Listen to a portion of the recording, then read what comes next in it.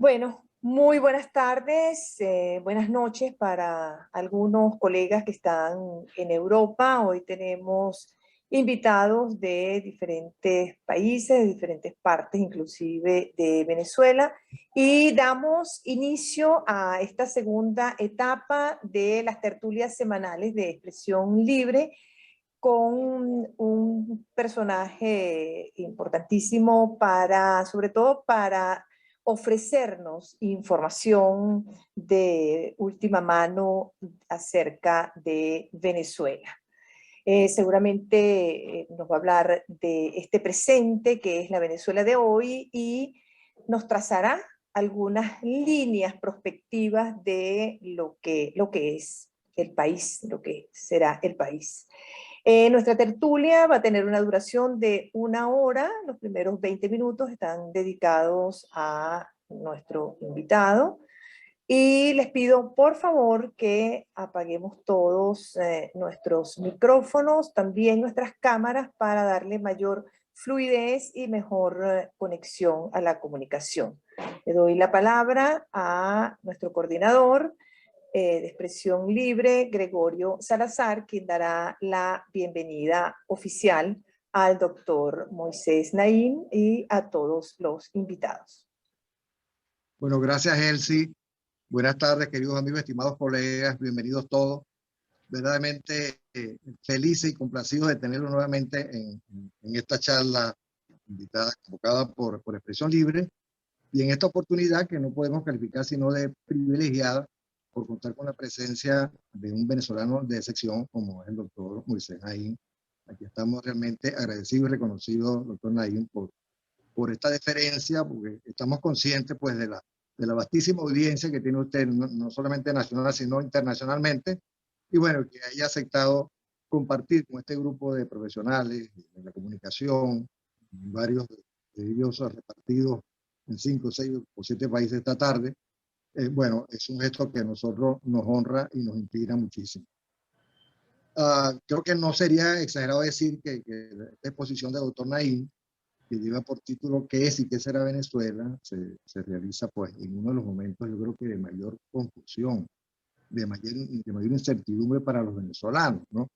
Yo que observan con un poco de pasmo cómo el régimen, la propia oposición, van a marchas, a contramarchas, van en una situación sobre todo de indefiniciones, y en el caso de la oposición padeciendo de una falta de liderazgo creíble y con un apoyo popular muy menguado. De modo pues que se necesitan mentes muy lúcidas, tan lúcidas como la de nuestro ilustre invitado, para ayudarnos a desentrañar las claves que al menos nos ayuden a vislumbrar una salida de este terrible atolladero, de este terrible laberinto en que estamos atrapados. Ojalá pues que el doctor Naim, digamos que este título, ¿Qué es y qué será Venezuela?, puede recoger tanto la esperanza como la desesperanza, pero ojalá que encontremos más de lo primero que de lo segundo. Quiero ser muy breve, pero me voy a permitir un parrafito más para compartir con ustedes yo creo que es la más honda de las angustias que tenemos los venezolanos, sobre todo los que ya pasamos largo del sexenio. No digo cuán largo, pero ya pasamos.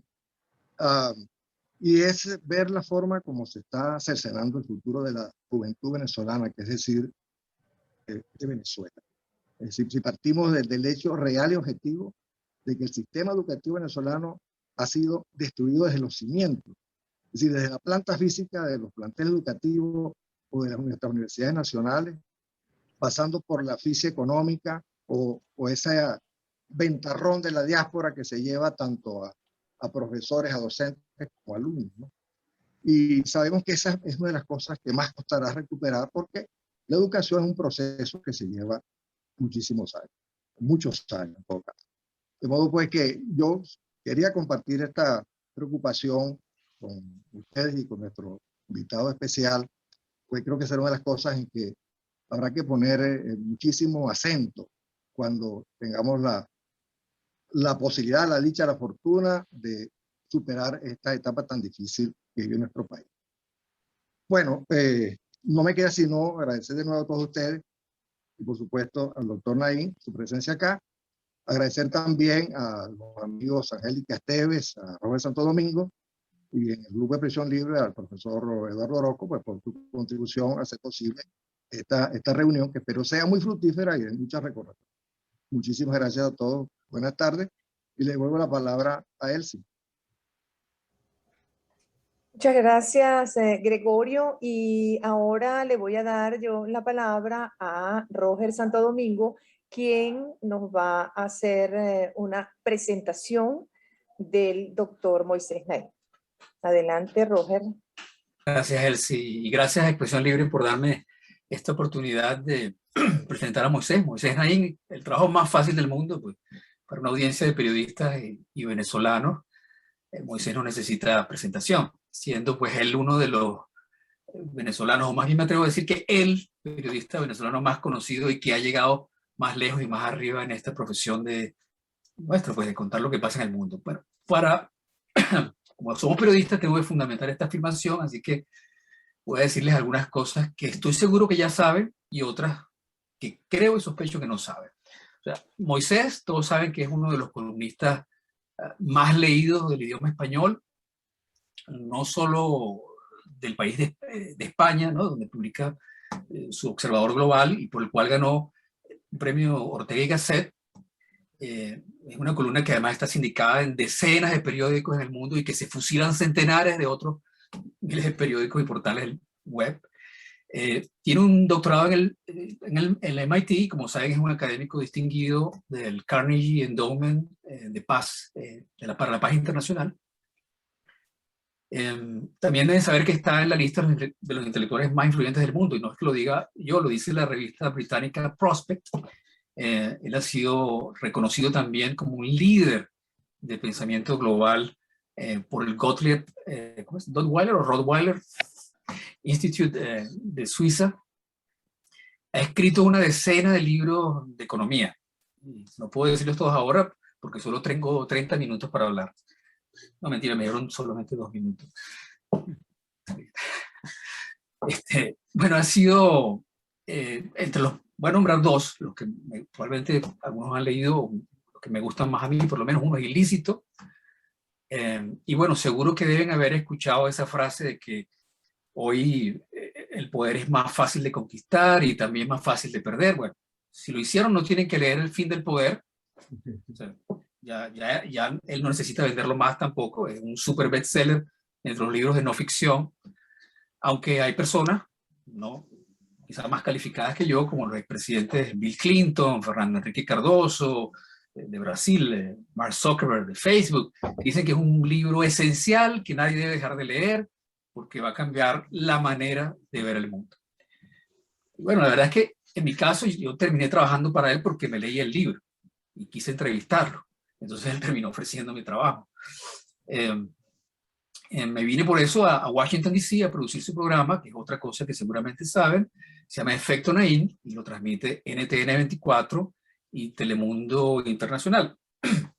Y seguramente coincidirán conmigo que allí es donde se hace una de las cosas más inteligentes de la televisión, y seguramente que en español no van a ver otro programa con la calidad de invitados que pueden verse allí, y el equipo de producción que es muy dedicado a ser muy exquisito en la capacidad de la edición y el contenido del programa en general.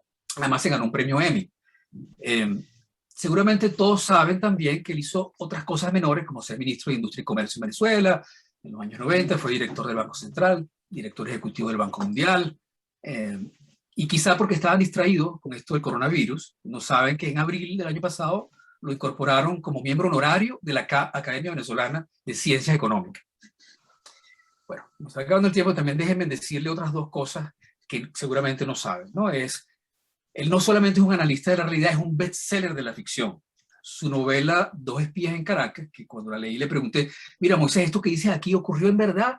¿O el personaje te lo inventaste todo? Porque es que no estaba tan acostumbrado a leerlo diciendo ficción. Pero en efecto, este thriller, que es muy realista, pero es fantástico, está de primer lugar por unas 2 semanas consecutivas en Amazon. O sea, está entre los thrillers políticos de Amazon, es el primero. Moisés, bueno, es uno de los escritores más realistas y más serios que yo conozco, pero tiene un extraordinario sentido del humor y una mente que, bueno, es como una bola de cristal, ¿no?, que le permite predecir el futuro. Y seguramente esto último ya lo sabían porque el nombre de la conferencia es un spoiler, ¿no? Seguramente no saben que es un fanático del ajedrez y si les gusta ajedrez, busquen en chess.com Cacatúa. Bueno, de hecho, en el fondo les voy a decir que yo dejé de trabajar en Efecto Nine para tener el privilegio de jugar con él sin otras presiones psicológicas, porque aunque es muy divertido y es muy interesante trabajar con Moisés, es un perfeccionista. Y si él encontraba una pequeña toma o una imprecisión en una información, no te decía dónde estaba, pero te hacía revisar el programa de principio a fin. Entonces ya, por supuesto, no queda tiempo para jugar ajedrez. Así que, si sigo hablando, bueno, todas esas cosas sorprendentes que tiene Moisés, no va a quedar tiempo para escucharlo, así que los dejo con Moisés Naim. El haber revelado mi seudónimo de Cacatúa en ajedrez va a tener consecuencias. Gracias, querido Roger, gracias, Gregorio, Elsie, Eduardo Orozco, por haber tomado la iniciativa. Gracias a todos ustedes por encontrar el tiempo esta tarde para conversar conmigo. De esos preámbulos, la verdad que de aquí en adelante lo que tengo que hacer es bajar vuestras expectativas. Después de todo lo que se ha dicho, tengo que asegurar que ustedes no se crean todo lo que oyeron ni esperen de mí todo lo que implica eso. Esta son una serie de ideas que he tenido en mente, que las he venido agrupando. Nunca las he probado en público. Con ustedes es la primera vez. Pero déjenme comenzar con una anécdota. Ustedes quizás conocieron un amigo mío, profesor de la Universidad Católica de Sociología, que falleció, se llamaba Antonio Cova. Antonio Cova, un profesor de sociología extraordinario, comprendía la naturaleza de Venezuela, de los venezolanos, de nuestras circunstancias, nuestras maravillas y nuestros grises. Era maravilloso. Y él en las clases, en vez de dar clases, él hacía como una especie de presentación muy especial. Entonces una vez contó una anécdota de la cual yo voy a sacar implicaciones para lo que le pasa a Venezuela y lo que puede pasar en Venezuela. La anécdota es, en la Caracas de los años 50, hay una mujer que ella empieza a tener años y no se casa, y los padres desesperados porque la señora no se casaba en una sociedad donde eso en ese momento era un requisito, ¿no? Y muy desesperados hasta que al fin aparece un señor que comienza a hablar con ella, desarrollan una relación y finalmente le pide la mano al padre de la muchacha, de la señora, que por cierto se la da y hay un gran festejo en la familia y regocijo que por fin se va a casar quienes pensaban que ya no se podía casar. Entonces parte de los preparativos, que iba a ser una boda muy importante, era hacer un traje de novia extraordinario, para el cual reclutaron a las abuelas, a las primas, a las tías, a las hermanas, y estaban todas en un gran salón tejiendo todos los ornamentos de este traje maravilloso, muy elaborado, muy detallado. El día antes de la boda, cuando están poniéndole ya los toques finales a esta maravilla de traje, entra el padre de la novia con la cara desencajada, los ojos rojos, y dice: no hay boda. El novio se fue del país y dejó una nota diciendo que no se iba a casar. Las tejedoras se quedaron viendo, el señor se fue, ellas se quedaron viendo por un minuto, unas a las otras, algunas totalmente perplejas, y no quedó otra, sino que todas comenzaron a tejer otra vez, como si nada hubiera pasado. Entonces Antonio Cova decía que esto es un ejemplo de Venezuela, ¿no? Que cuando pasan cosas, bueno, y de los seres humanos en general, que cuando pasan cosas tan duras es difícil digerirlas. Y entonces que la manera de reaccionar es seguir haciendo lo que estábamos haciendo, porque distraernos de estos cataclismos es muy duro. Y yo creo que eso también pasa en Venezuela. Todo este preámbulo tiene que ver con una perplejidad constante que tengo yo entre las circunstancias que todos conocemos que hay en Venezuela y las iniciativas que se proponen en Venezuela. hay una desconexión entre lo que se propone y lo que somos. Entre lo que se supone que somos en algunas o muchas de las propuestas y lo que realmente somos. Entonces, yo tengo una lista de 6 cosas que es Venezuela, no que son los venezolanos, sino que es la nación de Venezuela, el Estado venezolano, la institucionalidad. Esto no tiene que ver con la genética de los venezolanos, con su carácter, con su forma de ser, con sus... no es genético, no. Esto no tiene que ver con los venezolanos, tiene que ver con la institucionalidad venezolana. Y ahí identifico 6 características que todos ustedes conocen, pero que quizás no las han oído juntas. La primera, muy mencionada, es que Venezuela es un estado fallido. Es decir, un estado que no es capaz de proveer de bienes públicos, de servicios públicos a sus ciudadanos. La educación, la seguridad personal, agua, electricidad, las necesidades básicas, comida. Y entonces ese es un estado fallido, es un estado donde las instituciones simplemente no funcionan. En el caso de Venezuela funciona muy poco y funcionan muy bien las que tienen que ver con represión, las que tienen que ver con política, con seguridad, con ejército, con armas, con inteligencia militar, inteligencia civil, servicios secretos. Eso funciona muy bien. Todo lo demás, como ustedes saben, no funciona tan bien. Pero en general, a pesar de que todos sabemos eso, si ustedes escuchan las conversaciones muchas veces, hay una clara sobreestimación de la capacidad del Estado y una enorme subestimación de los recursos que son necesarios, lo que hace falta para enfrentar algunos de los retos de Venezuela. El más de lo mismo quiere decir, bueno, el día que no esté más el régimen, podemos volver a lo que, si no es muy parecido, al menos acercarnos a lo que fue, ¿no? Pero en principio, entonces, la primera de mis 6 características es que es un estado fallido y no hay que olvidarlo. Y eso tiene varias ramificaciones. La segunda característica más importante, a mi juicio, es que Venezuela es un país ocupado. Es ocupado por potencias extranjeras. Hay países extranjeros, hay gobiernos extranjeros que moldean la toma de decisiones en Venezuela, que influencian sobre la toma de decisiones en Venezuela. Basta ver en momentos en que el país no tiene gasolina a los barcos cargueros, a los tanqueros que salen de los puertos venezolanos para ir a llevarle combustible a Cuba, que es inaudito.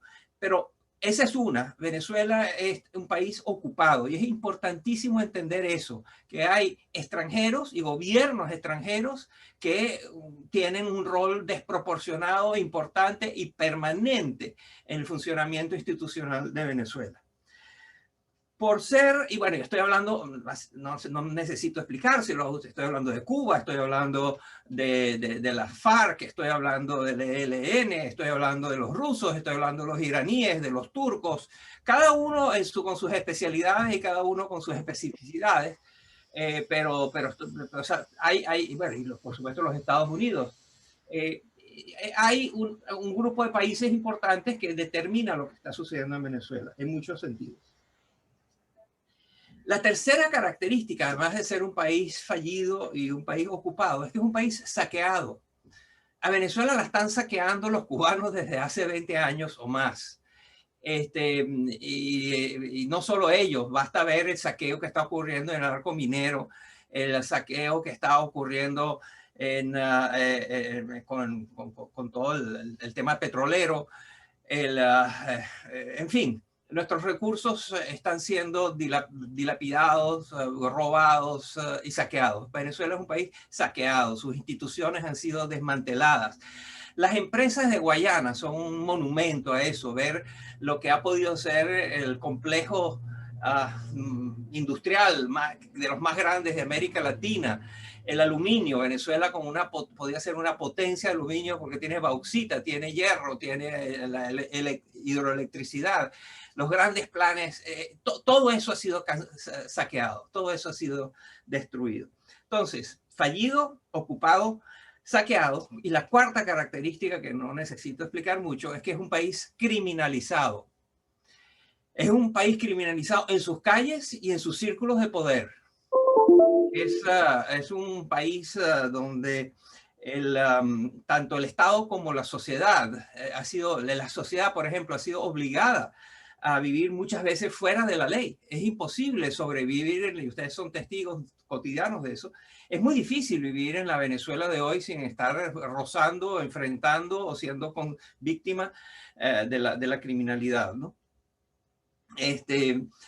Y eso forma parte de la política de Estado, que sirve para enriquecer en montos inimaginables a la pequeña oligarquía socialista del siglo XXI que ha secuestrado a Venezuela, la tiranía que tiene secuestrada a Venezuela.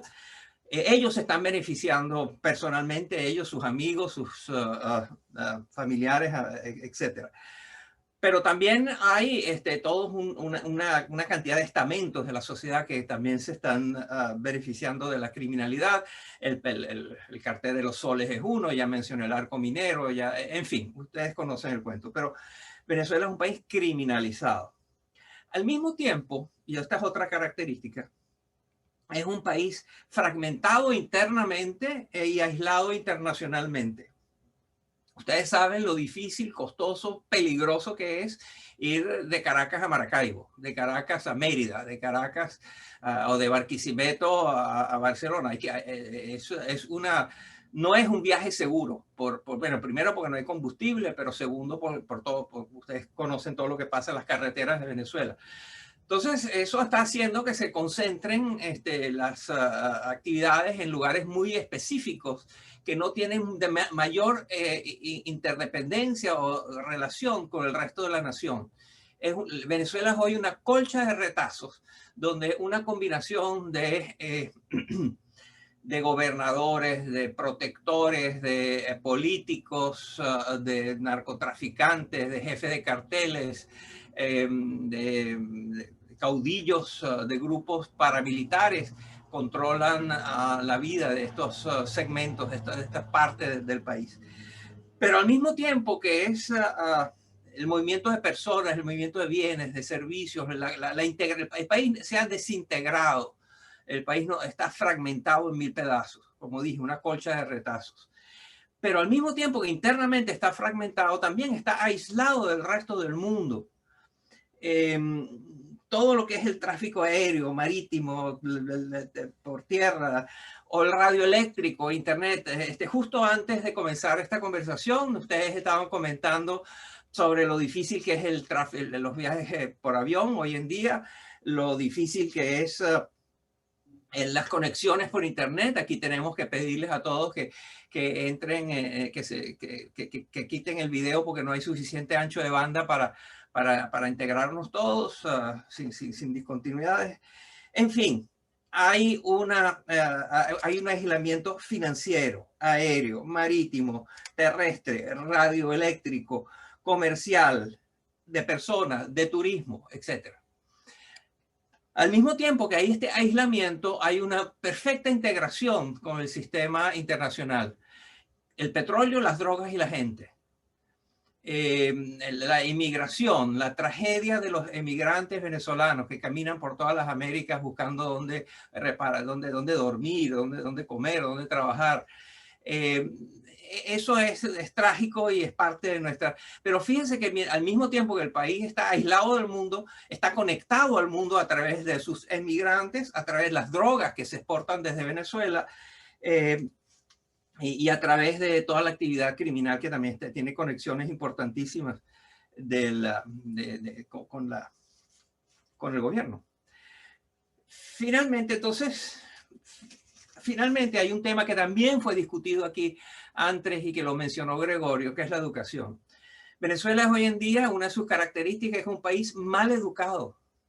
Y no mal educado en el sentido de Carreño y los hábitos y costumbres recomendados a las personas educadas. No, es un país que no ha tenido educación. Tenemos una generación de jóvenes que no saben hacer nada. que no fueron a clase o que fueron a unas clases, fueron a un edificio que se llama primaria o secundaria o liceo o universidad, pero que ahí no pasó nada, ahí no aprendieron nada, aprendieron de los demás, aprendieron de la calle, pero no ocurrieron el hecho que no los adiestraron para nada y ciertamente no están adiestrados para el siglo XXI. Entonces, esas son las 6 características que definen a la Venezuela de hoy. La Venezuela del futuro tiene que estar definida también a su vez por cómo vamos a revertir estas tendencias. Cabe la pregunta, vamos a tomar estas 6 y debe haber otras, por supuesto que hay otras que ustedes me podrán sugerir y que faltan, pero tomen estas 6 y piénsenlo a 10 años. Dentro de 10 años el país estará menos criminalizado que hoy, igual, más. Yo creo que menos y espero que sea menos, pero todo va a depender, por supuesto, de los cambios políticos que haya, etcétera. Pero lo que les hago notar es la desproporción que hay entre lo que acabo de describir, que ustedes conocen, pero que quizás no hayan visto todo junto a la vez. Y, por ejemplo, el debate acerca si se va a elecciones regionales o no. Uno oye a nuestros dirigentes políticos hablar de las elecciones que vienen y los que están a favor y los que están en contra, y es como que nada de lo que yo acabo de decir existe. Están tejiendo. Les dijeron que no hay boda, pero ellos siguen tejiendo. Y es aquí donde termino conectándome con la anécdota de Antonio Cova, de que el más de lo mismo nos está matando. De lo que está sucediendo es que nos hemos vuelto adictos al más de lo mismo, siendo que ya entendimos que el más de lo mismo nos lleva cada vez a más desastres.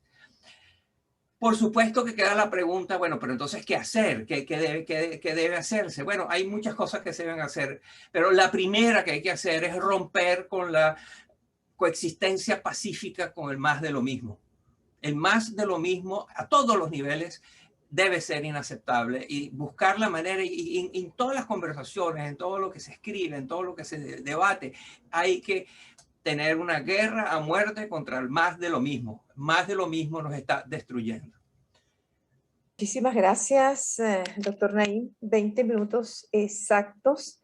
Vamos a abrir entonces el espacio de preguntas. Creo que usted ha dejado sobre la mesa temas supremamente importantes y que generarán una serie de preguntas y reflexiones. Creo que en aras del tiempo, lo que sugiero es que las preguntas sean de 5 en 5 para que el doctor Naim pueda ir como englobando las preguntas y haya una mayor participación. Entonces, por favor, si se anotan en el chat, para dejar en pantalla grande a el doctor Naim y los veo entonces en el chat. ¿Quién pide la palabra? Eduardo Orozco pide la palabra. Luego estoy viendo a Alexis González. Ok, bueno, muchas gracias de nuevo, doctor Naim, por su tiempo, por su magnífico resumen de parte de la gravísima situación que sufrimos todos, ¿verdad? Una pregunta que tiene más que ver incluso con la conexión que tiene el caso de Venezuela con una tendencia latinoamericana, ¿no? Y solamente me refiero al ejemplo de Perú, por ejemplo, que apuesta al atraso, apuesta a todo un tema que consideramos superado, o el tema de México, donde pasa algo parecido, o la crisis de Chile, donde el resentimiento sigue presente en la situación política de Chile y donde se ignora o no se quiere ver la realidad tanto de Cuba como de Venezuela. Hay muchas explicaciones, pero yo quisiera una suya, de nuevo, porque creo que lo he dicho en los libros también. ¿Por qué sucede esto? ¿Por qué repetimos el mismo discurso? ¿Por qué tocamos de nuevo con la misma piedra? ¿Por qué es que hay generaciones que quieren vivir su propia desgracia sin importarles lo que han vivido los anteriores? ¿Qué sucede en América Latina? Usted terminó su exposición diciendo que lo que nos ha estado caracterizando es que estamos como incrustados o paralizados en lo más de lo mismo, que eso es lo que nos está matando. Y lo primero que tenemos que hacer es romper con esa coexistencia de más de lo mismo, ¿no? A veces a mí me parece que los analistas son muy duros con sus análisis en cuanto a lo que está pasando. Cuando yo veo que están discutiendo, la oposición está discutiendo, por ejemplo, si va o no a unas elecciones, y usted acaba de mencionar que está pasando todas estas 6 cosas que usted menciona y la gente está viendo si va a votar o no, o si va a ir a unas elecciones o no, me da la impresión que se está haciendo un análisis solamente pensando en que el que quiere ir a elecciones solamente lo está viendo por tener un carguito, por tener una relevancia, por tener una exposición pública, etcétera.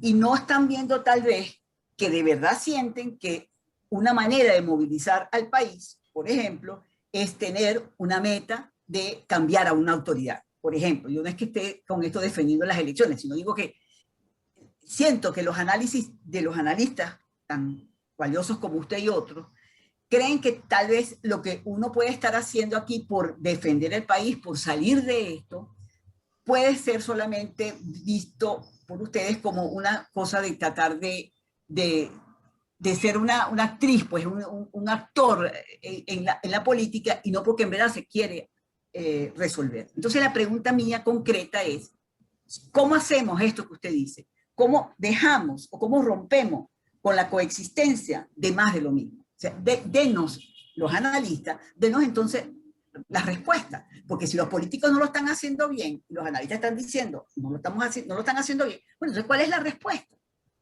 Luis Moncada tiene Gracias. la palabra y con Luis Moncada tenemos los primeros 5. Bueno, muchas gracias. Quiero agradecer esta increíble oportunidad. Yo realmente soy un admirador de Moisés Naím. Tengo 37 años. Cuando el doctor fue ministro, yo tenía 7 años. Y cuando el chavismo comenzó a tratar de anular la historia, yo tuve una intención muy proactiva de tratar de entender procesos de cuando yo era niño o anterior a eso. Y la verdad es que le invertí bastante tiempo a entender el proceso Carlos Andrés II. Y cuando el doctor Naím comenzó a hablar, lo primero que puso, y supongo que lo puso por orden de importancia, fue el Estado fallido. Y yo no soy analista, yo no soy político, yo tengo una startup en Mérida. Imagínense la realidad del maestro que el doctor acaba de describir y empezar un proyecto tecnológico en Mérida, en una Mérida con apagones y todos estos líos. Cuando el doctor Naím habla de estas cosas, a mí se me ocurre preguntarle lo siguiente. Si llegara a tener la oportunidad hagamos un ejercicio, si llegara a tener la oportunidad de volver a tener a un presidente que les diga, yo necesito la fórmula y voy a hacer su muro de contención. Doctor Naím, que tenemos un presidente, tenemos el día después de mañana, hay una esperanza, se acabó la oscuridad y vamos a reconstruir el país, una situación súper ideal y súper de laboratorio. Doctor, ¿cuál es la fórmula? Con toda este checklist de cosas por resolver, ¿sería una fórmula de shock como en aquel entonces? ¿Sería una fórmula distinta?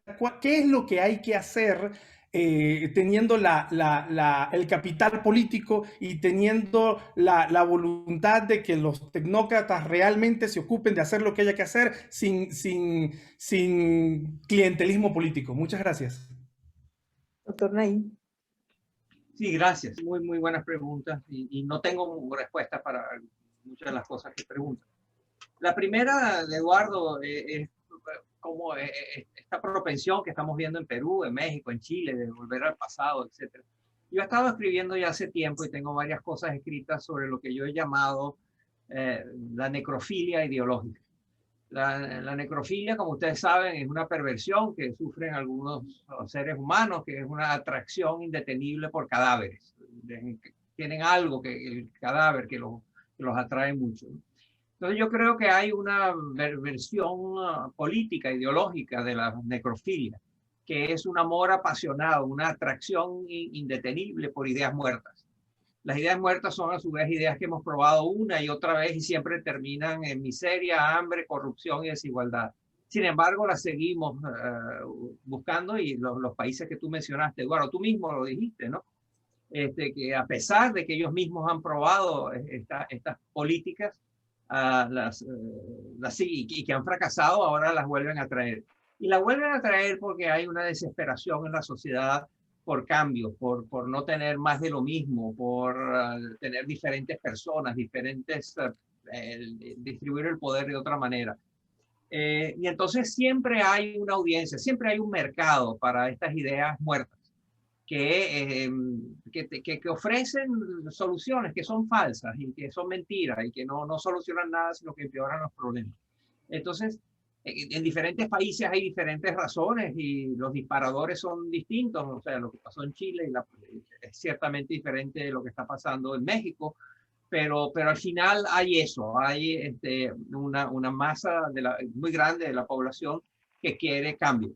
Y aparecen donde hay demanda, hay oferta, hay una enorme demanda de cambio y entonces aparece la oferta política de quienes están dispuestos a prometer, decir lo que sea con tal de obtener el favoritismo de la gente y así poder gobernar. Lo acabamos de ver esta misma semana en Perú, ¿no? Si uno oye cuáles son las propuestas del presidente Castillo, pues son insólitamente retrógradas y probadas. Y yo he dicho que un exponente importante de la necrofilia política en América Latina es Andrés Manuel López Obrador, pero ahora ciertamente en Perú tiene el campeonato mundial, o al menos el panamericano, de las ideas muertas que están siendo rebuscadas, ¿no? Esa es una. Lo de los problemas perversos, wicked problems se llama en inglés, y hay toda una serie de estudios sobre eso. Alexis González me pregunta, me comenta, y yo estoy completamente de acuerdo.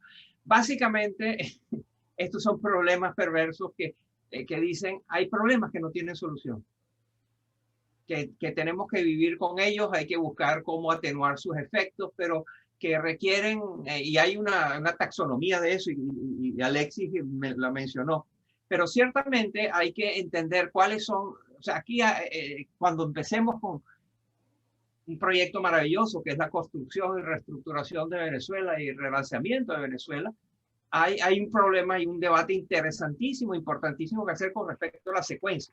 ¿Qué va primero? De todos los problemas que tenemos, ¿cuál resuelves primero? ¿Cuál segundo? ¿Cuál tercero? ¿Cuál quinto? Y la verdad es que hay que hacer muchas cosas a la vez muy bien. Pero el tema de los problemas perversos y con su mensaje, que es muy difícil de tragar, que dice que es que hay problemas que no tienen solución. Eso no quiere decir que hay que rendirse y dejar de hacer cualquier intento por cambiar las cosas, pero sí entender cuál debe ser la secuencia y cuáles son los mangos bajitos que merecen ser utilizados y cuáles son los inalcanzables y que más bien conducen a peligros que no vale la pena correr. Silvia, con su pregunta absolutamente legítima, ¿qué hacer?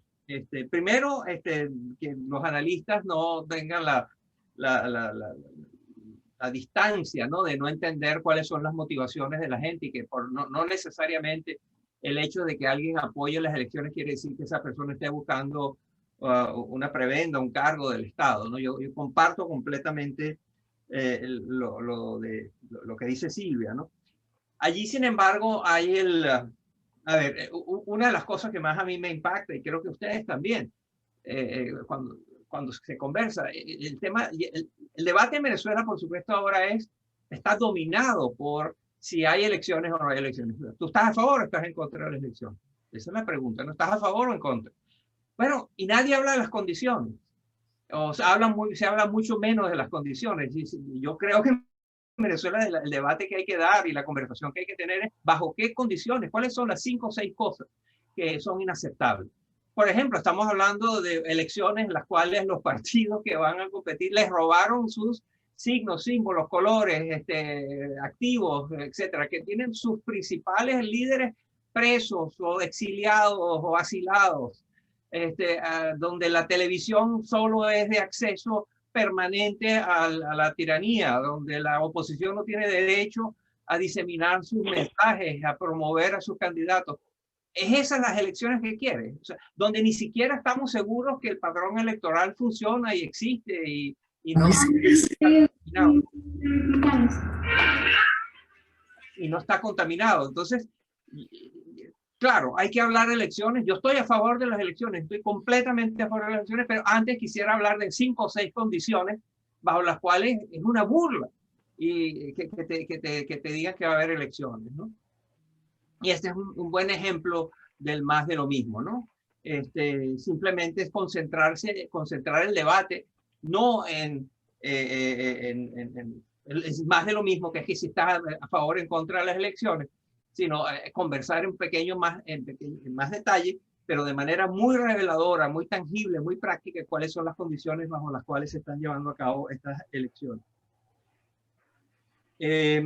Y lo que Silvia expresa, a Silvia Alegret, es muy legítimo, yo lo entiendo, yo lo siento, es qué hacer, cómo romper con el más de lo mismo, ¿no? Y es la búsqueda de una solución que, como ya hemos visto con lo de las soluciones perversas, con la necrofilia política, no hay una bala de plata, no hay una frase que resuma lo que hay que hacer, una frase, un concepto, lo que hay es simplemente entender que cosas que hemos hecho en el pasado no nos han funcionado y no nos van a funcionar y hay que buscarlo de otra manera. Pero la búsqueda de soluciones es ciertamente absolutamente legítima y necesaria. Luis Moncada, un startup en Mérida, en medio de estas condiciones, es admirable, estos son los milagros de lo que está pasando en la Venezuela de hoy. He hablado muy deliberadamente, escogí 6 temas que son muy duros de tragar, porque creo que alguien los tiene que decir, ¿no? Porque es muy fácil venir a dar una conferencia diciendo las cosas maravillosas que tiene Venezuela y siempre termina con fotos del Salto Ángel y de Morrocoy y las playas y están renovadas el relanzamiento del Arpa 4 y Maracas, que por supuesto a todos nos conmueve, etcétera. Pero eso no es el Estado, eso no tiene nada que ver con los 6 problemas que he mencionado. Entonces, lo primero es ser realista. Siempre en Venezuela hay un debate que si uno es optimista o pesimista. Típicamente te pregunto, tú sobre Venezuela, ¿eres optimista o eres pesimista? Entonces tienes que estar ahí, ¿no? Entonces yo lo que siempre contesto, yo soy realista.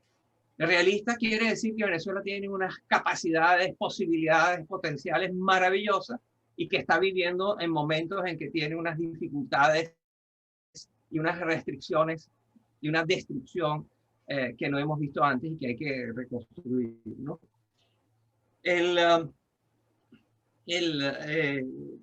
Luis habla de si se llegara a ser presidente, qué hacer, cuál es la fórmula. La fórmula es primero quiero decir que el día que Venezuela puede ser reconstruida, relanzada, repensada, es el proyecto más interesante que va a tener la humanidad, el planeta Tierra. No hay nada más interesante y potencialmente gigante y positivo y humano y deseable que el relanzamiento de Venezuela. Con una cantidad de talentos dentro del país como Luis Moncada, que tiene experiencias y audacias empresariales y una visión, con gente de afuera que se devuelve o gente de afuera que va y viene pero que aporta, con gente de adentro que está dispuesta a hacer las cosas de otra manera. Es el proyecto, si hubiera liderazgo, el proyecto del repensar, relanzar y remodelar a Venezuela es realmente un proyecto entusiasmante que quienes tengan la oportunidad de participar activamente en él tendrán unos privilegios históricos más importantes. Creo que esas son mis primeras 5, Elsie, no sé si... Sí, muy bien. Comenta Iván ¿no? Pérez, sí, con Luis era la quinta, y comenta Iván Pérez en el chat que lo felicita, lo saluda y dice que las generaciones del 28 y del 58 fueron generaciones compactadas, muy unidas. Sin embargo, que en estas nuevas generaciones eso no se ve. ¿Cuál es su pensamiento al respecto? No veo más manitas ni veo quién más esté pidiendo la palabra. Entonces, si quiere responderle entonces a Iván Pérez, por favor, y les agradezco apagar sus micrófonos a David, a Rafael, a Emilio, gracias. Yo perdí, Elsie, ¿quién es la persona que hizo la pregunta, por favor? Iván Pérez. Gracias. Lo de las generaciones compactadas versus las generaciones fragmentadas forma parte de una tendencia mundial que tiene que ver con la fragmentación del poder. Como dijo Roger Santo Domingo, yo escribí un libro que se llama El fin del poder, que dice que en estos tiempos el poder es más fácil de obtener, más difícil de usar y es más fácil de perder. Y entonces lo que está sucediendo es que en la política y en todas las actividades humanas también, hay una propensión a eso, a la fragmentación, a que el poder se diluye, se licúa, deja de tener la potencia que tenía antes. Y entonces lo que está pasando por ejemplo, lo que está pasando claramente con la oposición venezolana, si ustedes me preguntan qué es una de las cosas que más rápidamente tendría que terminar de ser más de lo mismo, es la oposición venezolana, son los políticos de oposición, donde vemos que siguen con los debates de siempre y donde claramente no está funcionando, ¿verdad? Pero resulta que es que hay una proliferación de actores, algunos son enanos políticos realmente poco importantes, que tienen un vozarrón que les da mucha presencia, hay otros que son corruptos y que tratan de ocultarlo, hay otros que son decentes, valientes, sacrificados, héroes de la lucha por la libertad en Venezuela. Y han proliferado, hay una cantidad enorme de agrupaciones políticos, de iniciativas, de personas, etc. Lo que pasa es que esa cosa, que es muy buena y muy deseable, tiene el problema de que no tiene un líder, no tiene una estructura, no hay en estos momentos una estructura que sea capaz de canalizar toda esta energía política, toda esta energía de la sociedad que está clamando por tener un cambio y que está enfrentada a una tiranía dirigida por los cubanos, que sabe cómo reprimir y torturar y maltratar a cualquiera que se le ocurra decir que piensa distinto, ¿no? Están Marta Rodríguez y Emilio Guerra. Ya casi por terminar. Okay. Hola Moisés y hola a todos los colegas. ¿Me oyen ahí? Sí, perfectamente. Perfecto. ¿Cómo está, Marta? Ok, bien. Fíjate, lo de hoy se llama ¿qué es y qué será Venezuela? Yo me imagino que como mucha gente, como los colegas periodistas, el común denominador del público, pues se acerca a uno creyendo que uno sabe más de lo que ellos saben. Algunas veces sí, otras veces no sabemos nada. Y nos dicen, ¿qué va a pasar? ¿Qué va a pasar? De verdad, o sea, no sé. Pero aquí, cuando yo que vivo en Venezuela, no quiero decir que ustedes que viven en el exterior no tengan una visión exacta, pero no es lo mismo vivir aquí. No es lo mismo ir a un restaurante como Anónimo en Las Mercedes y saber que su dueño está abriendo 7 restaurantes más, e ir a un restaurante que se llama Lupe, en Las Mercedes también, al lado del Aranjuez, y a las 3 de la mañana todavía los mariachis están cantando y el tequila corre, aunque sea la burbuja, aunque sea lo que sea. Y a mí, si alguien de mi confianza me pregunta qué va a pasar o qué será Venezuela, como diría lo de hoy, la pregunta de hoy contigo, yo diría, no va a pasar nada. Yo. Pero entonces a mí me dio mucha curiosidad, que te sigo tanto, que te veo además los domingos, creo que es los domingos en NTN, que me digas qué será Venezuela para ti. Tienes razón, y yo comencé la conversación diciendo que mi meta más importante hoy era disminuir las expectativas, ¿no? Que ustedes que hayan generado las generosísimas y afectuosísimas presentaciones que hicieron de mí, ¿no? Los expertos sobre Venezuela están en Venezuela, y como tú muy bien dices, no es lo mismo hablar y pensar y analizar sobre Venezuela estando en Venezuela o estando fuera. Uno de los instintos más importantes, uno de los sentidos más importantes de la política es el sentido del olfato.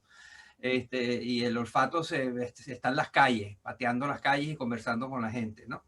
Y eso no se puede obtener desde afuera. Desde afuera, sin embargo, nosotros tenemos, los quienes estamos afuera, y algunos que tenemos una visión, tenemos un acceso a información que quizás no llega a Venezuela, ¿no? Entonces, no es ni lo uno ni lo otro, pero sí entender que lo que tú dices es correcto. Hay que estar en Venezuela para entender bien los detalles, el tema de los restaurantes, la burbuja. Todos esos restaurantes y toda esa explosión de prosperidad concentrada en un segmento, no te llega a 1 millón de personas, Marta. Este es un país que tiene casi 30 millones, o tenía casi 30 millones, ahora no sabemos cuántos somos, pero quienes participan de la tequila que corre y los restaurantes que abren y las comidas, esos son 200.000 personas, llámalo, ponle un número. Es un número insignificante comparado con el número que son la población de Venezuela, ¿no? Que no tiene ni remotamente idea de qué se trata, cómo es la vida dentro de las burbujas, etc. Y eso hay que tenerlo también claro, porque vivir en la Venezuela de hoy, para sobrevivir muchas veces hay que rozar o zambullirse en la burbuja. Y entonces eso te genera unas visiones diferentes. Tú tienes completa razón también cuando dices que a nosotros, quienes estamos en este oficio, se nos pregunta qué va a pasar. Y bueno, yo no tengo la bola de cristal, yo no sé lo que va a pasar y ustedes son demasiado inteligentes como para que yo los trate de engañar. O sea, yo les respeto a esta audiencia y por lo tanto yo no voy a pretender decir que yo sé lo que va a pasar. Claro que no. Sí puedo, sin embargo, tomar mis 6 características y pensarlas hacia adelante. Y eso lo puedes hacer tú también. Toma estas 6 características que yo describí y piensa cómo lucen dentro de 5 años. ¿Hay más de eso? ¿Hay menos de eso? ¿O hay igual? ¿Cuáles de estas se pueden solucionar? ¿Cuáles de estas, como decía Alexis González, son problemas perversos que no tienen solución a corto plazo o no tienen solución? Entonces, perdón. En resumen, no, yo no sé lo que va a pasar. Y no pretendo la bola de cristal. Pero ciertamente hay que tener mucho cuidado en pensar en Venezuela y olvidarse de estas 6 características que yo mencioné. Porque como son muy duras, son muy perversas, son muy difíciles, son muy dolorosas, es más fácil seguir tejiendo. Muy bien, gracias. Okay. Tenemos 3 preguntas más. Con estas 3 preguntas vamos a terminar. Y como les decía antes, si hay más tiempo del entrevistado, de nuestro invitado, y quieren preguntar más, pues lo haremos al final. Entonces están Emilio Guerra, está Paul Amundaraín y está Juan Ploja. Buenas noches, doctor Naim. Buenas noches a todos. Doctor Naim, quisiera preguntarle cómo se intersecta y que abordara el problema militar con, digamos, toda la argumentación que usted ha comentado. Gracias. Paul, por favor. Sí. Uno de los puntos que esboza el doctor Naim es una oposición, igualmente que el país, fragmentada, sin efectos concretos positivos como para pretender llegar a una solución. Y con una fragmentación como esa, y viendo lo que acaba de suceder en Cuba, donde sin ningún liderazgo aparente, apoyado por la diseminación de mensajes a través de las redes, hubo manifestaciones que han tenido repercusiones bastante graves para el pueblo cubano. ¿Sería factible que algo similar pudiera pasar en Venezuela? Juan, y con Juan cerramos.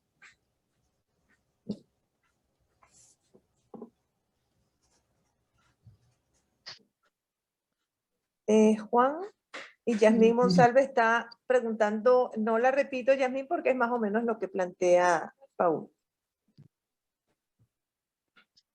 Juan, no sé qué pasó. Entonces, si quiere, adelante, doctor Naim. Bueno, la primera pregunta de Emilio Guerra es la pregunta de las 64.000 lochas, si hubiera lochas. Y es el tema militar y qué rol juegan los militares. No hay duda que aquí la variable central es que van a ser los venezolanos armados y en uniforme, si tienen que ir a asesinar y a maltratar a los venezolanos sin uniforme. Las élites militares, como sabemos, es muy difícil sobrevivir como un candidato, como un oficial de alto nivel. Ese segmento de la sociedad venezolana es probablemente el segmento que tiene más conculcadas sus derechos humanos. Los niveles de tortura, de represión, o sea, basta que sean sospechosos de no ser entusiastas, seguidores del régimen, de no ser leales o de que podrían estar pensando en meterse en insurrecciones, etcétera, son inmediatamente destruidos, sus familias también son detenidos, torturados, los familiares también. O sea, es peligrosísimo ser un alto oficial de las Fuerzas Armadas en Venezuela, porque eso requiere estar aplaudiendo al régimen todo el tiempo y no dar ninguna señal de dudas con respecto a la legitimidad del régimen, ¿no? Y eso es lo que está pasando en Cuba. Los cubanos tienen 60 y pico de años habiendo entendido que lo más importante para sobrevivir como una tiranía es tener el control de las Fuerzas Armadas y el control de la represión. Y ellos se han vuelto especialistas en eso y los exportan. Nosotros compramos las tecnologías de tortura, de represión a los cubanos, ¿no? Y son todo tipo de tácticas que ellos han probado una y otra vez en su país y en otros países, que son selectivos, son poco visibles, pero que le rompen la espina dorsal a cualquier movimiento de protesta. Hoy en el periódico New York Times hay un artículo muy largo, muy bien documentado, acerca de qué pasó con esa explosión de protestas callejeras. Bueno, ha sido aplastada a sangre y fuego. Los que participaron en ella y tuvieron un mínimo de liderazgo han sido identificados por esas mismas redes sociales que los ayudaron a coordinarse y a movilizarse colectivamente. Y bueno, y han perdido, están en las cárceles, están dando penas de 18 años o más. Han sido despedidos sus familiares de los trabajos, sus hijos de las escuelas. En fin, es peligrosísimo en Cuba participar en estos movimientos porque los cubanos son realmente feroces. La tiranía de los Castro, continuada ahora, es muy feroz y cruel, ¿no?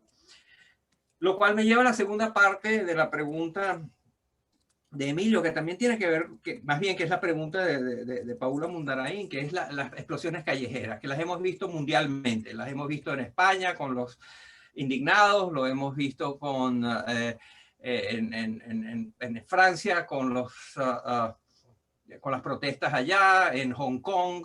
En fin, es un movimiento mundial que tiene como característica que es espontáneo, no tiene líderes obvios, no es jerárquico, es coordinado a través de redes sociales y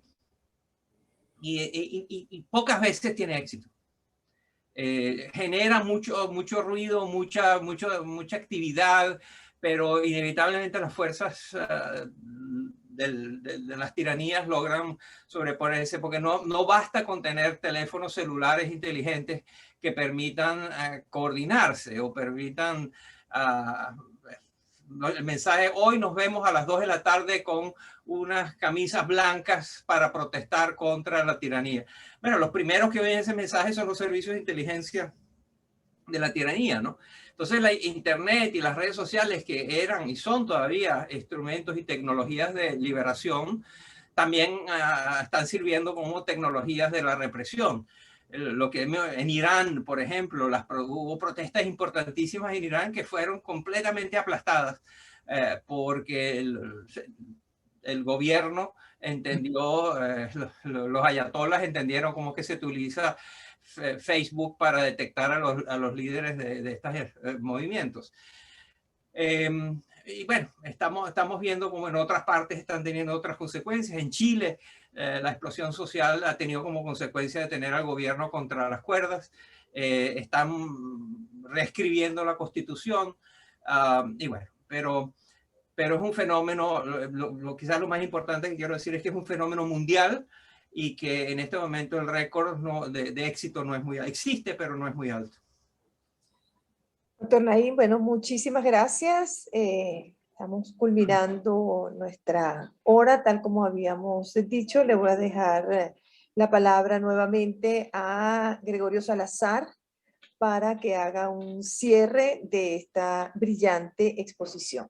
Gregorio, tienes la palabra, y quienes quieran quedarse, todo depende del tiempo del doctor Naim, pues aquí estaremos. bueno, doctor Naim, más descarnado, más realista, más abarcador, más desgarrador, imposible. Gracias por su análisis, por su diagnóstico que tiene que ser tomado en cuenta para cualquiera que quiera acercarse a la realidad venezolana y a las posibles vías de salida, ¿no? Muchas veces uno, por la necesidad inclusive de blindarse frente a una realidad tan aplastante, se encomienda a Galileo Galilei y a sus palabras: el per se mueve, las cosas se mueven, y ojalá avanzaran pues hacia un punto de quiebre en un futuro no muy lejano, porque además esta realidad que usted nos ha escrito, además es una maraña intrincada y además está en un contexto mucho más amplio que es el de la pandemia, que es realmente un marco limitante para todo lo que se puede hacer, en este caso políticamente también. Pero como usted mismo lo dijo al principio de sus palabras, hay que seguir haciendo lo que se debe hacer, lo que estamos haciendo, y en expresión libre, ya que ya llevamos 20 años aportando un grano de arena a la defensa de la libertad de expresión y de derecho de información. Vamos a seguirlo haciendo. Este año hemos tenido, ya con ustedes son más de 12 charlas, dándole espacio a personas muy calificadas en la vida nacional, oírlas, compartir sus análisis, con la esperanza de que otra gente, otras personas, otros colegas puedan empaparse también de esos análisis y de todos esos elementos, todas esas variables que están en juego en esta nuestra Venezuela, pues en una situación verdaderamente caótica. De modo pues que muchísimas gracias a usted, muchísimas gracias a todos los que participaron en esta reunión, ya estén pendientes de una nueva convocatoria. Y a usted en lo personal, Moisés Naim, el mayor de los éxitos, que ya es como sobreabundar porque usted mucho lo tiene, y para usted nuestro respeto, nuestra admiración y nuestro agradecimiento. Muchísimas gracias, doctor. Muchas gracias a ustedes por la oportunidad. Ojalá nos podamos volver a ver pronto en condiciones mucho mejores. Buena suerte. Ojalá. Gracias, doctor.